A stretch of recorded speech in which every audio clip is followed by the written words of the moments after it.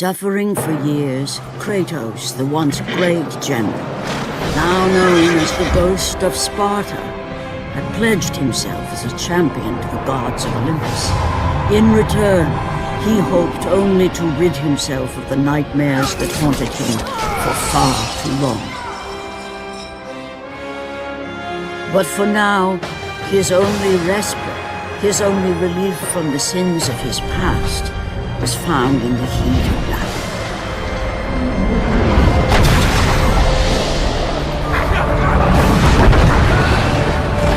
And on this day, Kratos had been called upon by the gods to confront an unthinkable evil, unleashed on the city of Attica by the invading Persian army.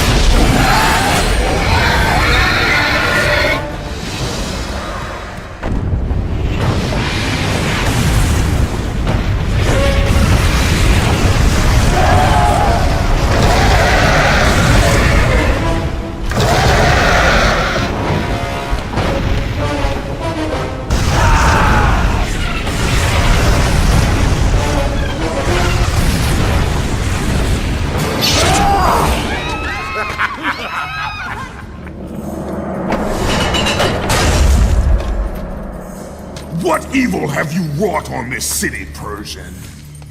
Evil? It is not evil that I bring, Spartan. I bring the might of Persia and the sacrament of purification. As we speak, my basilisk cleanses this land so that it may embrace the glory of the Persian Empire. Olympus has sent a message, and I am here to deliver it. Then you are just a messenger. So take this message back to your little gods. It will take more than a pathetic Spartan to stop the power of the Empire.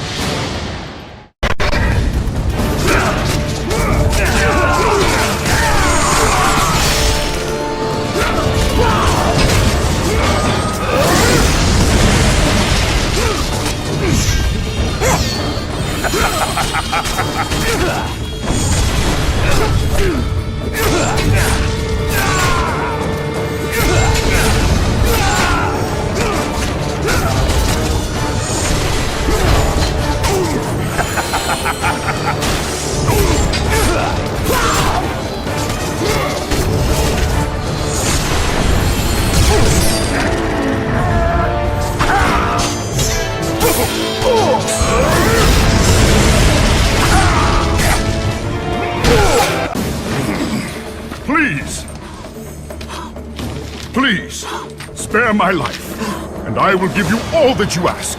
You have nothing I want, Persian. Take my kingdom, my women, my gold. I won't take your riches, but I will take your life.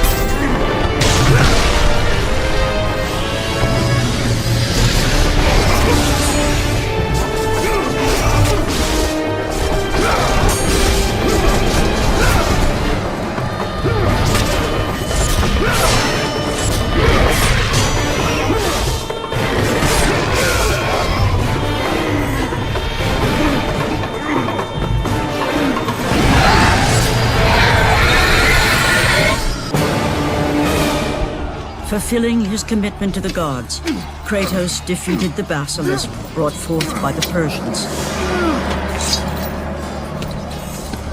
But this small victory would not satisfy the man who had come to be known as the Ghost of Sparta. Is this all you would have me do? Is there nothing else?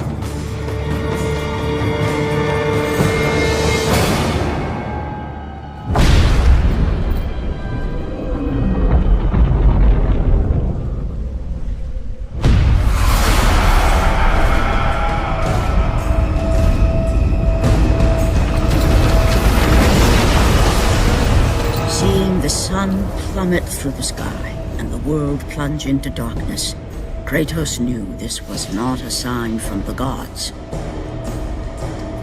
What treachery is this?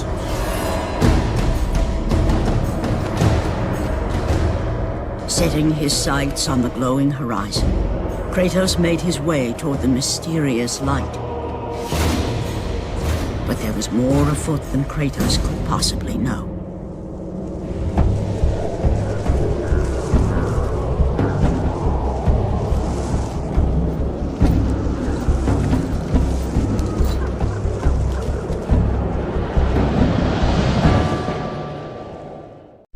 In the darkness, Morpheus, the god of dreams, awakened to a world where he and only he wielded power. The land was slowly overrun by a black fog that engulfed everything it touched. The power of Morpheus affected even Kratos, as he was haunted by a strange melody.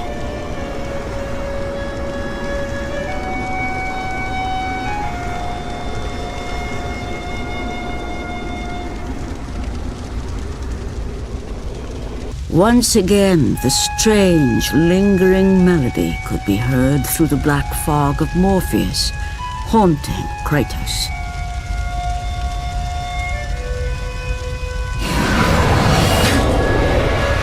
The temple on which Kratos stood was the sun chariot of Helios, the very chariot that the fire steeds pulled across the sky every day, allowing the brilliance of Helios to shine down on all mankind. Kratos. Athena! What madness has befallen us? Kratos, there is not much time. Olympus needs you. I grow tired of the gods' requests, Athena. I have given enough. Now take these nightmares from my head.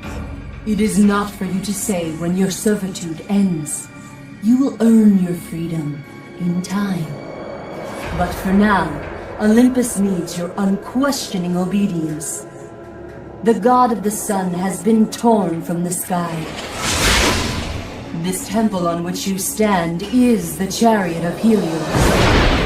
Without their master to reign them, the fire steeds have driven the sun chariot into the earth. And without Helios, there is no one to keep Morpheus from seizing permanent power. Many of the gods have fallen to a deep slumber. Soon, all will succumb to the black grip of Morpheus. What would you have me do?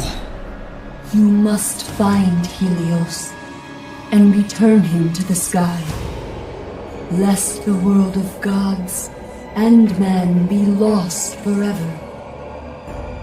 Only his light can release the grasp of Morpheus. Athena! Athena!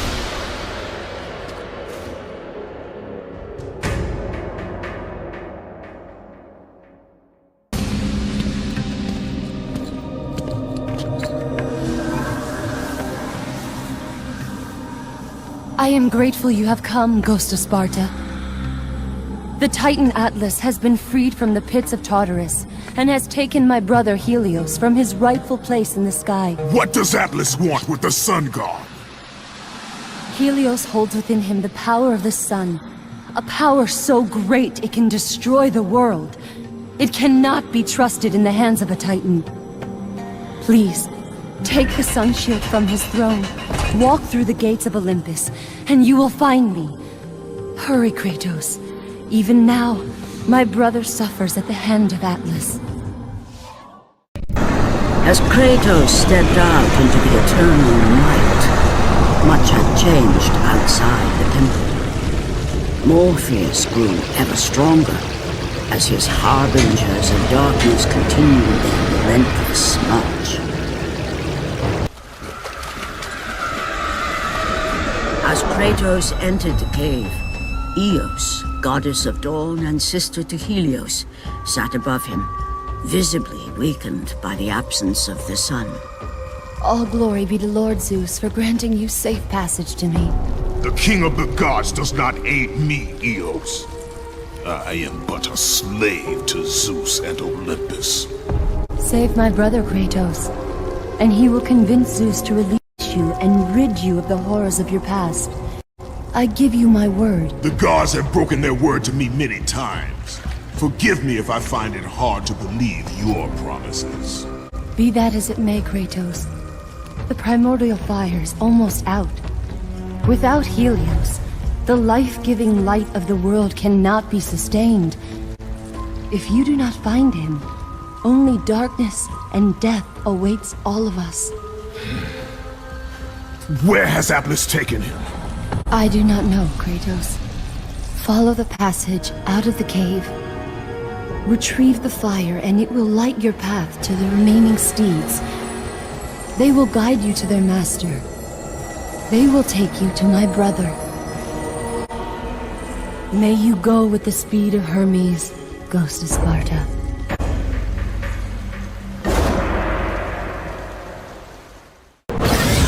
And again, the melody returned, and it almost seemed familiar.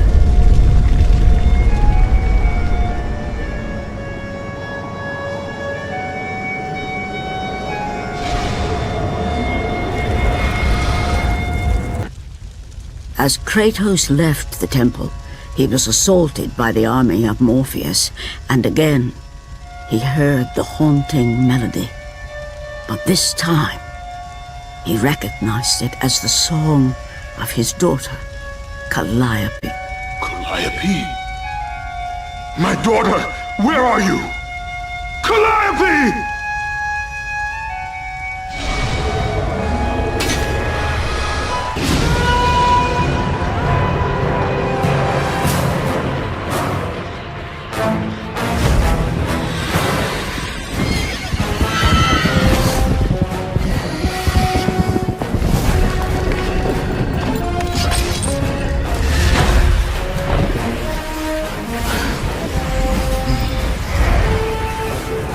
With the release of the fire steeds, Kratos was now in the hands of the beasts.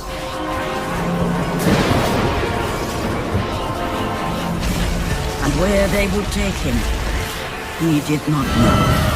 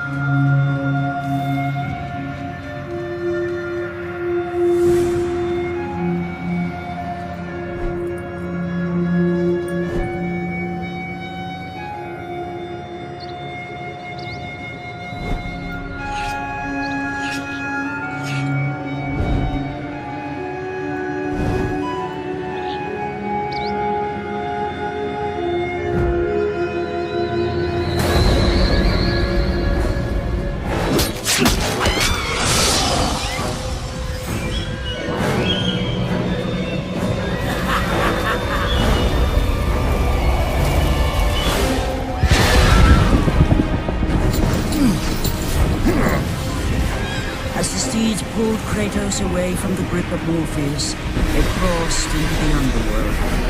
But in the land of the dead, they could go no further, for these beings of light were not welcome in Hades.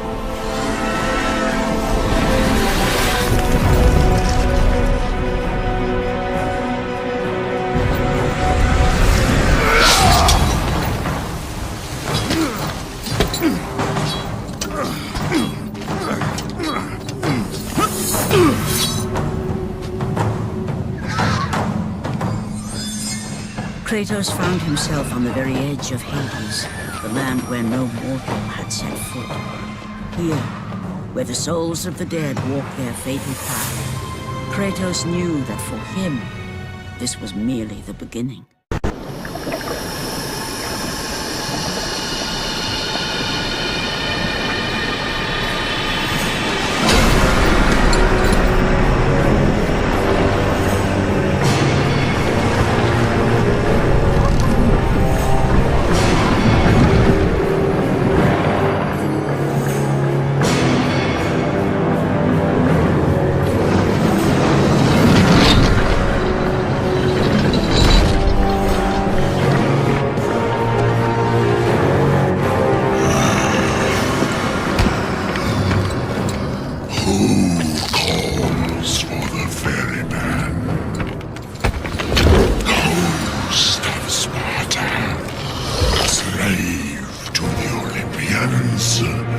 I am a slave to no one, Charon. We share a common fate, Kratos. The gods will release neither of us from our torture. Be gone! It is not yet your time, mortal.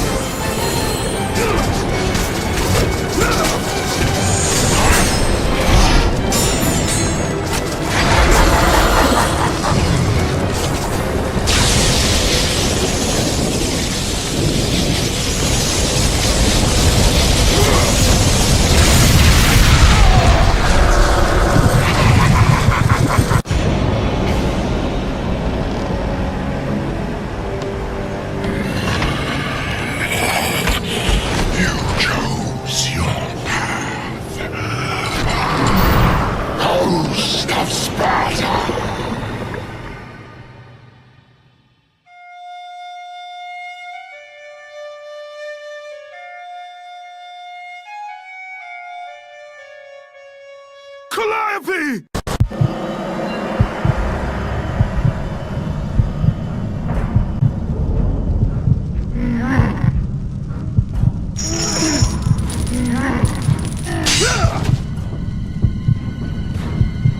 Here, where the souls of the wicked are tortured in the pits of Tartarus, the wailing and agony of the damned resonated deep throughout the bowels of the underworld.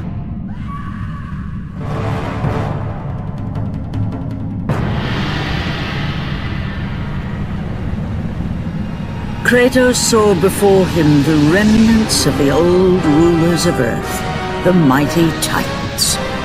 Defeated by the gods and enchained in the depths of Tartarus, they suffered their unjust penance. And for their torment it was well known that these immortal beings hated the Olympians with immeasurable fury. By the hands of Zeus, the Titans had been bound and shackled in their torment for 1,000 years, with no hope of escape. Now the chains that once held the Titan Atlas lay broken, and only one question plagued the thoughts of Kratos. Who will release such evil?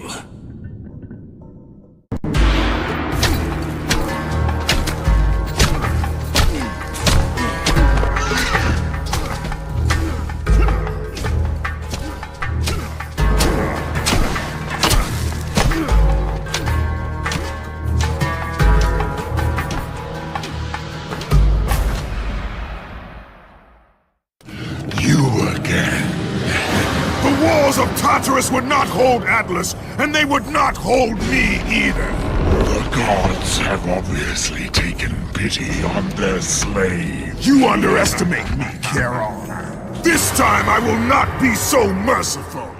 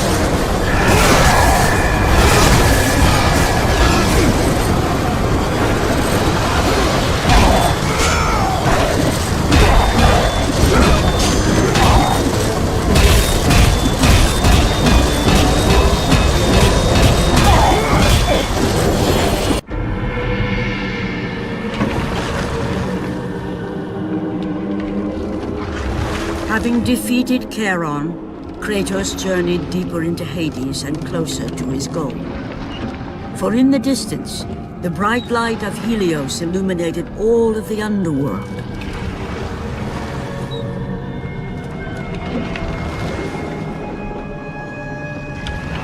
But something on the shore caught his attention. And to Kratos, it almost seemed an apparition. Calliope! Upon seeing his daughter, Kratos realized that all that he had been working for, all that he had wanted, was within reach. Years of service to the gods had not delivered him from his pain, never had it eased the burden of his past. And now, Calliope was found. Calliope!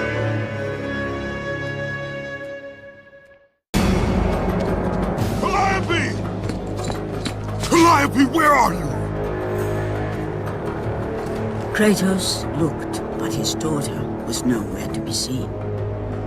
In the middle of the room sat a graceful figure, a figure he recognized all too well. Persephone, wife of Hades, and queen of the undead. Where is my daughter, witch? Choose your words carefully, Ghost of Sparta. You address the goddess of the underworld. Your daughter is well. She lives among the pure souls in the Elysian fields. Lead me to her! Have you forgotten, Kratos? The Olympians need you. They slumber at the hand of Morpheus. I have faithfully served the gods, yet they do not give me what I ask. I grow weary of their demands. The gods on Olympus failed me too, Kratos. I was betrayed by Zeus and tricked by my husband Hades. Now I am to stay in the underworld as Queen of the Dead, to serve the fallen and care for them as my own children. Persephone! I demand to see my daughter! As you wish. If Calliope is your true desire, I can help you. But be warned, Ghost of Sparta.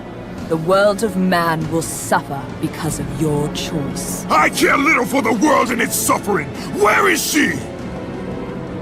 If you are to see your daughter again, you must become worthy of Elysium. Cast your weapons at the Forsaken Tree, and let it release the evils of your past. Only then will you be free of your sins, and be granted passage through the divine gates.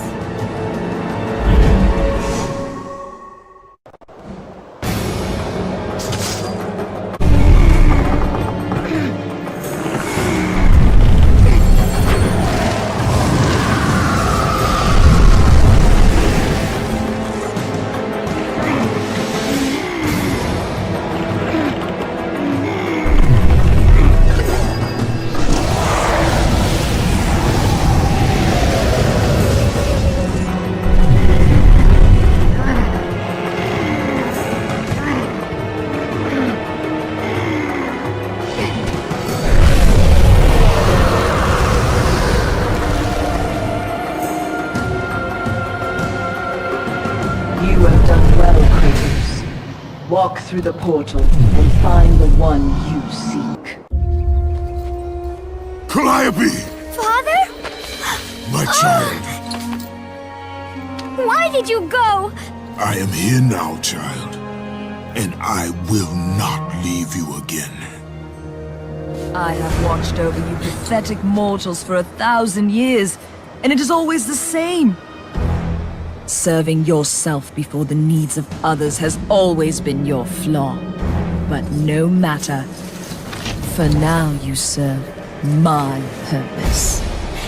It is time for all that came before to end. The Titan will fulfill his role and finish what I have started. I released Atlas. You? As you were pathetically disarming yourself, Atlas completed the task I set him out to do. With the power of the sun in his hands, it is only a matter of time before he destroys the pillar that holds the world. And Olympus with it. But why? Do you think it was my choice to wed a man I did not love? Live a life I did not choose? I was betrayed by the very gods that once saw me as their own. But no more. Once the pillar is destroyed, the world will revert into chaos. And what is to become of you? I will have my peace and be free from this miserable existence. I will perish, but it is my choice. Father? What's happening? I'm scared. In your selfish choice to be with your daughter, you have caused her ruin. No. Elysium falls too, Kratos. She will perish. No! I will not let the gods take her from me again! Father! The choice was clear to him, yet impossible to make. To stay with his daughter meant the end of the world and the end of her. To stop Persephone and Atlas would mean forsaking his daughter forever. while his hatred and anger for the gods grew ever stronger. He knew there was but one thing to do.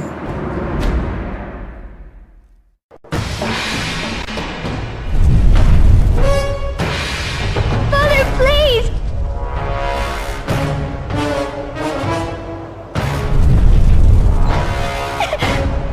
Please!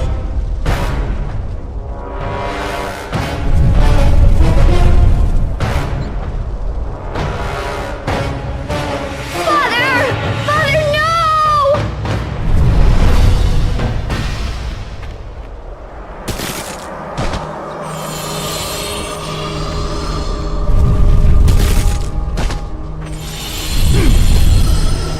Kratos soon realized that what he gained in humanity, he lost in power. He would need to become the monster he once was if he was to defeat Persephone.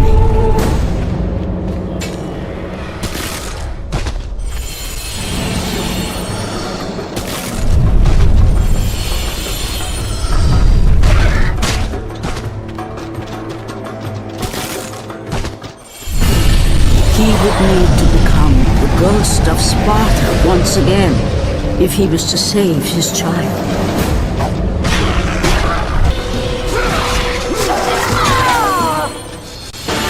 He would need to sacrifice his life with her so that she may live.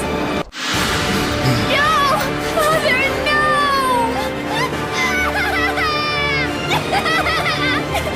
At that moment, Kratos knew his destiny was not with Calliope. The fates were never that kind.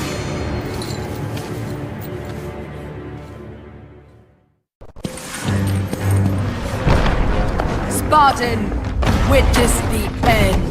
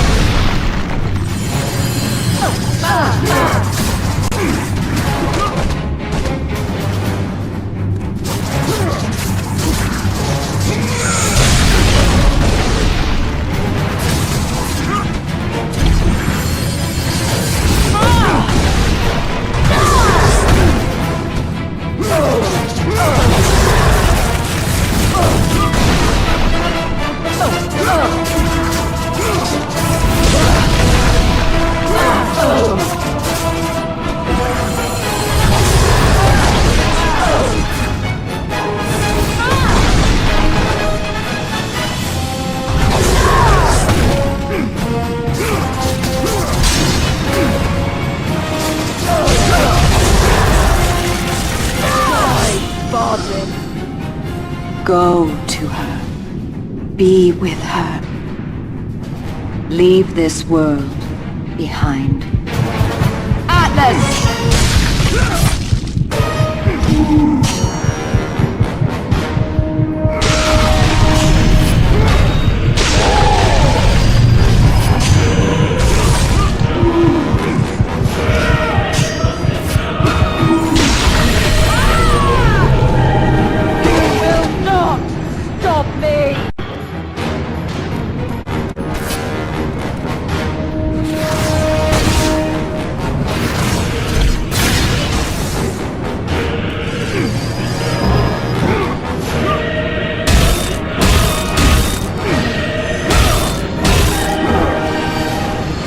Pitiful mortal.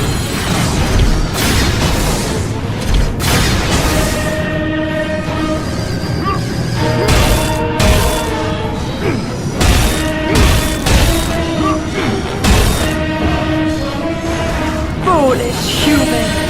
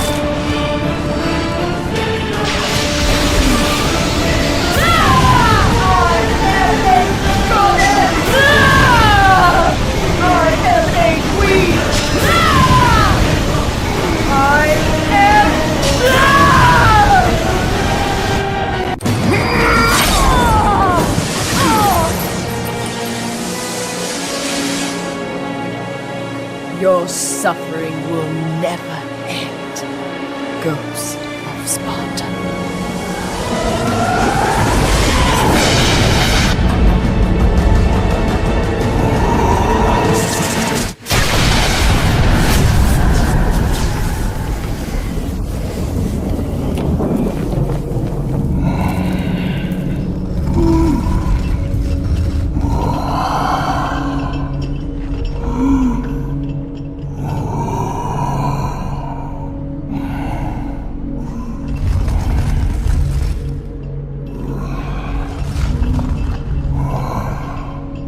Perhaps you believe the Olympians will help you.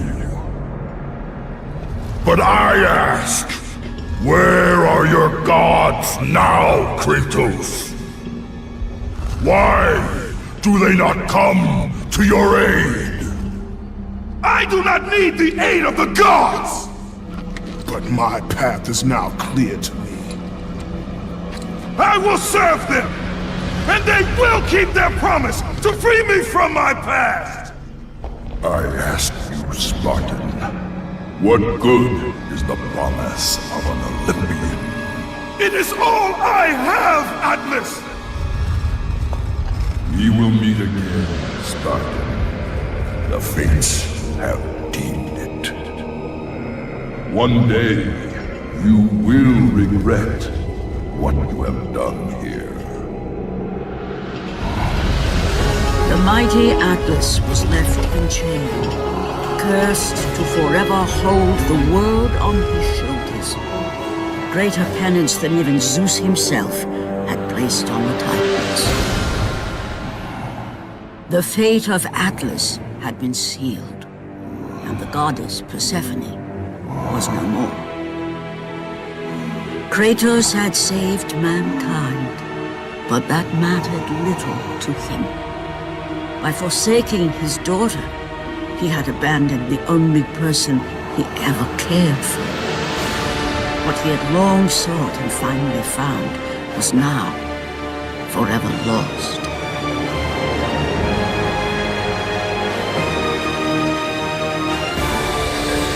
As the sun chariot rose higher in the sky, and the might of Helios shone once again on the world, Morpheus retreated to the shadows.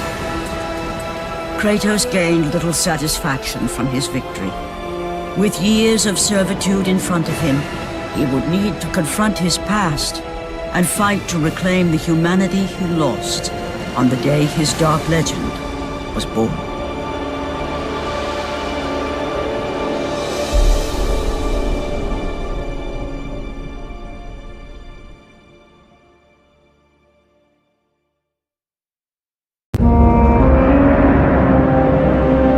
The dire toll of his relentless battles finally caught up with him as Kratos fell from the chariot to the earth. Was this sacrifice too much for one to bear, even for the man who was known as the Ghost of Sparta?